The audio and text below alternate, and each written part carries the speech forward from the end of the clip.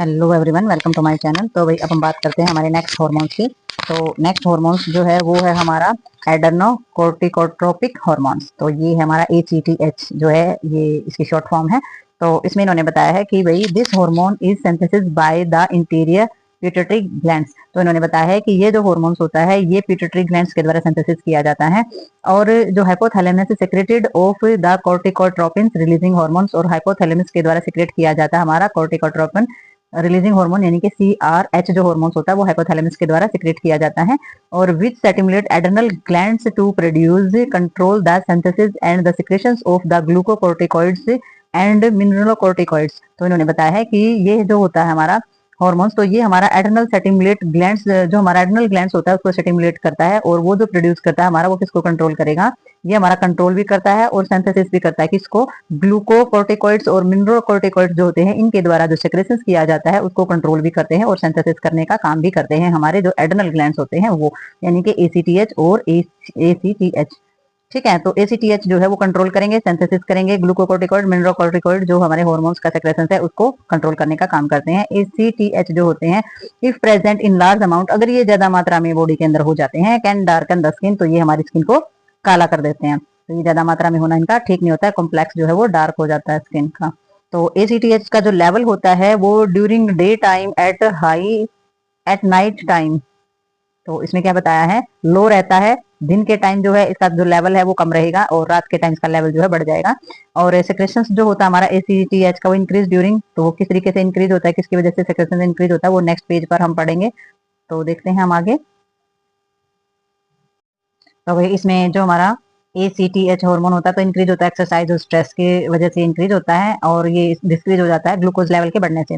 ठीक है, तो ग्लूकोज लेवल में क्या हो जाता है, ये डिक्रीज होता है। तो ACTH also increase of the concentration of cholesterols and steroids, तो कोलेस्ट्रॉल और सेट्रॉइड की जो कंसंट्रेशन होती है वो भी इंक्रीज हो जाती है ACTH में। तो नेक्स्ट जो हमारा है हार्मोन्स वो है प्रोलैक्टिन। तो प्रोलैक्टिन हार्मोन्स के बारे में उन्होंने बताया है, ये जो हार्मोन्स होता है ये सिंथेसाइज किया जाता है हमारा इंटीरियर पिट्यूटरी ग्लैंड्स के द्वारा। ठीक है, और इसमें इनहेरिटेंस जो हमारे मेंटेन किया जाता है वो हमारा होता है मिल्क सेक्रेशंस और मेमोरी ग्लैंड्स। ठीक है, तो इसमें जो मेमोरी ग्लैंड्स होते हैं उनके द्वारा मिल्क जो होता है उसका सेक्रेशंस किया जाता है। और ये हार्मोन जो होते हैं ये ऑक्सीटोसिन से prolactin promote the production of milk, तो ये क्या करते हैं, ये ऑक्सीटोसिन से प्रोलैक्टिन जो होते हैं ये प्रमोट करते हैं और दूध का सेक्रेशंस कराने में या प्रोडक्शन करने में का काम करते हैं। तो मिल्क प्रोडक्शन होता है मदर के द्वारा, जो मिल्क प्रोडक्शन किया जाता है ड्यूरिंग प्रेगनेंसी या फिर प्रेगनेंसी के बाद जो बेबी पीरियड्स होता है उसके अंदर। This hormone is secreted by the posterior pituitary glands, तो ये जो हार्मोन्स होता है ये सेक्रेटेड करता है पिट्यूटरी, जो पोस्टीरियर पिट्यूटरी ग्लैंड्स होता है उसके द्वारा इसका सेक्रेशन किया जाता है। Prolactin is stimulated by the prolactin releasing hormones, तो प्रोलैक्टिन जो होता है उसके द्वारा हमारा प्रोलैक्टिन हार्मोन्स जो है रिलीजिंग हार्मोन्स जो है वो रिलीजिंग हार्मोन्स जो है वो स्टिमुलेट किया जाता है। और inhabited by the prolactin inhabiting hormones, तो इसमें जो हमारा प्रोलैक्टिन के अंदर जो रुकावट पैदा होती है वो हमारा हार्मोन्स के अंदर रुकावट पैदा करता है जो हमारा प्रोलैक्टिन होता है वो।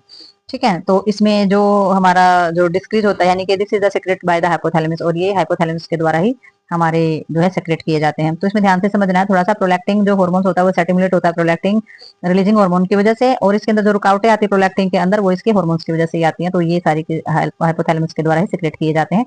तो नेक्स्ट हम इसमें आगे देखते हैं। तो ये आ जाएगा हमारा इसमें, तो the prolactin secretion is high, तो हम देखते हैं कि भाई प्रोलैक्टिन हार्मोन्स होता है वो कब हाई होता है, तो prolactin secretion is high during sleep anxiety और स्ट्रेस। तो प्रोलैक्टिन हार्मोन्स जो होता है, प्रोलैक्टिन सेक्रेशन जब हाई होता है तो नींद एंजाइटी और स्ट्रेस इस तरीके की चीजें सामने आती हैं। और नेक्स्ट हमारा बताया गया गोनाडोट्रोपिन जो होता है, ये जो हार्मोन्स होता है इसको सेक्स हार्मोन्स भी बोला जाता है, और ये दो होते हैं। और इसमें ये भी हमारा जो जो हमारी इंटीरियर पिट्यूटरी ग्लैंड्स जो होता है उसके द्वारा इसका सिंथेसिस किया जाता है। सिंथेसिस का तो आपको पता ही होगा, सिंथेसिस करना किसी चीज को उसका कृत्रिम रूप से उसका निर्माण करना, तो उसको सिंथेसिस बोलते हैं हम। तो ये हमारा इंटीरियर पिट्यूटरी की वजह से किया जाता है, और ये इसमें 2 सेक्स हार्मोन्स पाए जाते हैं। तो देखते हैं नेक्स्ट पेज के ऊपर।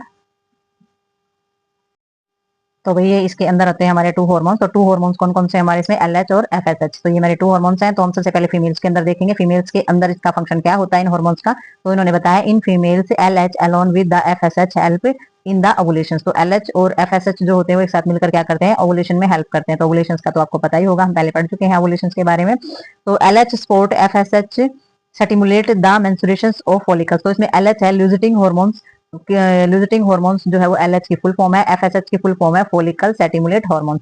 ठीक है, तो ये जो LH होता है ये सपोर्ट करता है FSH के सेटिमुलेट में और मेंस्ट्रुएशंस ऑफ फॉलिकल्स। तो जब फॉलिकल्स का मेंस्ट्रुएशंस होता है या सेटिमुलेट होता है तो FSH में ये जो LH होता है ये इसके साथ सपोर्ट करता है, यानी कि इसको हेल्प करता है, यानी कि एक हार्मोन के दूसरे हार्मोन के वर्क में हेल्प करता है।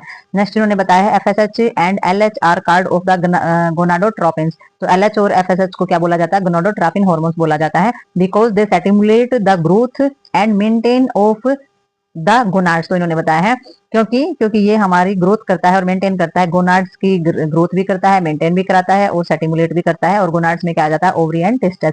ठीक है, तो ये हमारा ओवरी जो है ये फीमेल्स का ऑर्गन है और टेस्टस जो है वो मेल्स ऑर्गन है। तो वो इनको मेंटेन भी करता है, ग्रोथ भी कराता है और सेटिमुलेट भी करता है, इसको इसलिए इनको गोनाड्स बोला जाता है। ठीक है, तो इसमें जो हॉर्मोन्स होते हैं उसको गोनाडोट्रोपिन बोला जाता है। तो नेक्स्ट इन्होंने बताया, ये तो हमारा फीमेल्स के अंदर था। मेल्स के अंदर देख लेते हैं। मेल्स के अंदर इन्होंने LH जो है वो हेल्प करता है सेक्रेशंस ऑफ द टेस्टोस्टेरोन। ठीक है, तो ये हमारा टेस्टोस्टेरोन जो हार्मोन्स होता है उसके सेक्रेशंस में हेल्प करता है। FSH सेटिमुलेट करता है, डेवलप करता है हमारी जो सीमिन फीरियस जो ट्यूब होती है, यानी कि जिसमें से सीमिन का सेक्रेशंस होता है उस ट्यूब का of the testis and the maintain of the sperm production. तो ये हमारा जो हमारी सीमिन फीरियस जो हमारी ट्यूब्स होती हैं तो उनको सेटिमुलेट करने का काम करता है, डेवलप करने का काम करता है और जो हमारा जो स्पर्म का जो प्रोडक्शन होता है उसको भी मेंटेन करने का काम करता है। ठीक है, तो स्पर्म का प्रोडक्शन यानी कि शुक्राणुओं का जो प्रोडक्शन होता है उसमें भी हेल्प करता है मेल के अंदर। तो ये हमारे जो दोनों के दोनों जो हार्मोन है LH और FSH जो है वो मेल और फीमेल्स में अलग अलग अपना प्रोसेस और फंक्शन जो है करते हैं। तो नेक्स्ट हमारा इसके अंदर हमारा जो हार्मोन्स है वो आ जाता है मेलानोसाइटिस। तो मेलानोसाइटिस के अंदर देखना हमने, मेलानोसाइटिस जो है वो सेटिमुलेट हार्मोन्स होता है, ये इंक्रीज होता है स्किन की pigmentations by the stimulating and the dispersion of the melanin granules in the melanocytes. तो इन्होंने बताया कि मेलानोसाइटिस जो है वो एक जो ये जो होता है, ये जो हार्मोन्स होता है ये हमारे स्किन की पिगमेंटेशंस को इंक्रीज करने का काम करता है और ये सेटिमुलेट करता है हमारी जो मेलानिन जो ग्रेनुअल्स होते हैं, जो दाने होते हैं मेलानोसाइट्स के, उनको फैलाने का काम करता है। तो मतलब दूर दूर तक फैलाने का काम करता है। It exact role of the hormones is unknown, but continued administration of MSH for the several day produce a darkening of the skin। तो इन्होंने बताया है कि अगर ये जो रोल होता है इसका MSH का, तो एग्जैक्ट रोल जो होता है ह्यूमंस का वो तो पता नहीं चल पाया, बट अगर इसका MSH यानी कि MSH का मतलब हो जाता है माइलोनसाइट सेटिमुलेट हार्मोन्स, तो इसका अगर कंटिन्यू लगातार अगर बॉडी के अंदर इंसरेशन करा जाएगा या लगातार बॉडी के अंदर ये जाएगा तो इसमें क्या होना स्टार्ट हो जाएगा? इसमें स्किन का कलर जो है वो काला पड़ना स्टार्ट हो जाएगा। तो स्किन के डार्क होने की वजह जो होती है वो MSH हार्मोन्स होता है, उसका लगातार एडमिनिस्ट्रेशन होता है या उसका ज्यादा बढ़ जाना होता है। तो ये हमारा माइलोनोसाइटिस सेटिमुलेटेड हार्मोन यानी कि MSH हार्मोन्स हमारा है। तो ये जो हार्मोन्स थे ये हमारे इंटीरियर पिट्यूटरी ग्लैंड्स वाले थे और अब हम जो आगे जो हार्मोन्स करेंगे वो हमारे पोस्टीरियर पार्ट के होंगे। तो मिलते हैं नेक्स्ट वीडियो में नेक्स्ट पार्ट में, तब तक के लिए